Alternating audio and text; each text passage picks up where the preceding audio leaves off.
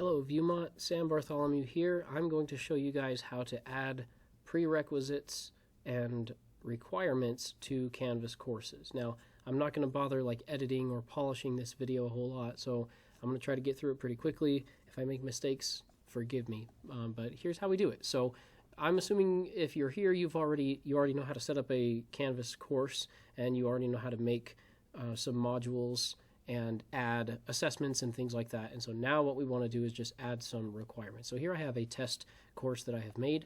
Reading Standard 1 is the standard. It's what I'm calling this module here.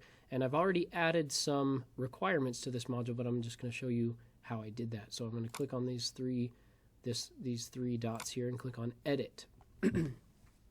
So how I have this one set up is that students kind of have some different options here. So they need to complete one of these requirements, but which requirement they complete is kind of up to them. So I'm setting this up so that I've got a pretest, and if the students pass the pretest, if they get 4 out of 4 on the pretest, it will automatically unlock it or complete the requirements for the module, and they can move on. If they don't get 4 out of 4 on the pretest, they will need to complete one of these practice assignments. So that's how this is set up. They can do A, B, or C. You have to sort of you still have to be there to tell them, okay, you missed question A, that means you should, you missed question 1 and 2, that means you should work on practice A, or maybe you missed question 7, which would be a practice C assignment. Assignment C will help you with that. So that's how I have this set up, that they have to get at least proficient, so they got to score a 3 on one of the practice assignments or get a perfect score on the pretest. And doing that will complete Reading Standard 1 module. Then I have a post-test as another module. The prerequisites for this module are the requirements for Reading Standard 1. So in other words, they must complete Reading Standard 1, this Reading Standard 1 module before they take the assessment. So this is how the student will see it. This is what it will look like to a student. They will see Standard 1, Reading Standard 1 here, and they'll see the check mark or the blank check boxes over here on the right-hand side. So they know that they need to complete one of these items, and then here are the items they can complete. Notice I didn't set requirements for read this. This is just something that for this one I'm saying is optional.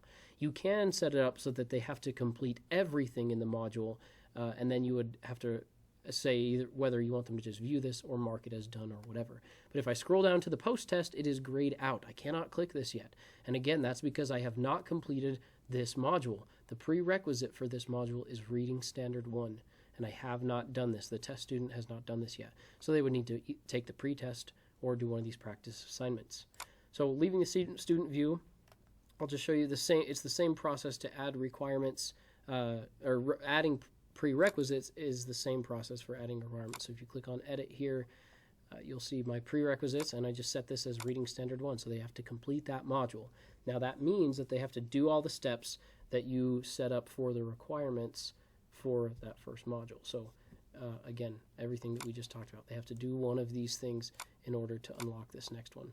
And then you can set requirements for this module too. So for the post-test that I'm going to have them do, they need to score a 3 out of 4 to be able to move on. And then if I want, I can continue that, and I can just say maybe I want to make it so that they can't do Reading Standard 2, they can't even do the practice until they've done this. In that case, then I would do prerequisite is Reading Standard 1 assessment. So you can string them together like that. Or maybe I don't want to have that prerequisite. Maybe I don't want a prerequisite for this one so that they can just move on and try this later. Then I can add an assessment later on for Reading Standard 2 that has Reading Standard 2 as a prerequisite. In other words, you can have it so that all of your assignments are available, but they can't take the post-tests until they've completed the module that comes before it.